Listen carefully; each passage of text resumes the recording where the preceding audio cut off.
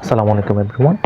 আজকে আমরা দেখব কিভাবে খুব দ্রুত কম সময়ের মধ্যে আমরা কোষীয় অঙ্গাণুগুলির নামটা মনে রাখতে পারি।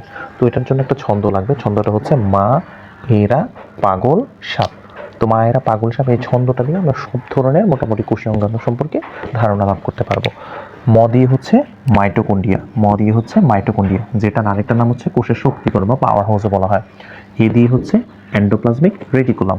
এই এন্ডোপ্লাজমিক রেটিকুলাম মূলত দুই ধরনের। যখন রাইবোজোম দানা থাকবে তখন সেটাকে আমরা বলবো অমসৃণ এন্ডোপ্লাজমিক রেটিকুলাম, আর যখন রাইবোজোম দানা থাকবে না তখন সেটাকে আমরা বলবো মসৃণ এন্ডোপ্লাজমিক রেটিকুলাম। এরপর র দিয়ে হচ্ছে রাইবোজোম, যেটাকে আমরা প্রোটিন ফ্যাক্টরি বলি।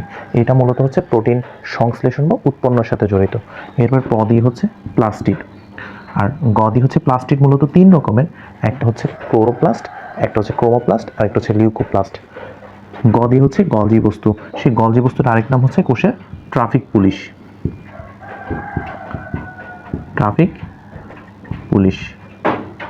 এই গলজি বস্তুর আরেক নাম। তো গ দিয়ে আমরা দুইটা জিনিস মনে রাখবো, একটা হচ্ছে গলজি বস্তু আর একটা হচ্ছে কোষের কোষ গহ্বর। ল দিয়ে হচ্ছে লাইসোজোম, লাইসোজোমকে বলা হয় আত্মঘাতী থলিকা। আর দন্তস্ব দিয়ে হচ্ছে সেন্ট্রোজোম, এই সেন্ট্রোজোমটা শুধুমাত্র হচ্ছে প্রাণী কোষে পাওয়া যায়। আর প দিয়ে হচ্ছে পার অক্সিজম। তো আশা করি এই ছন্দের মাধ্যমে আমরা মূলত হচ্ছে কোষের ভেতরে অর্থাৎ কোষের সাইটোপ্লাজমের যে অঙ্গাণুগুলি, সেই অঙ্গাণুগুলি খুব সহজেই মনে রাখতে পারবো। ধন্যবাদ।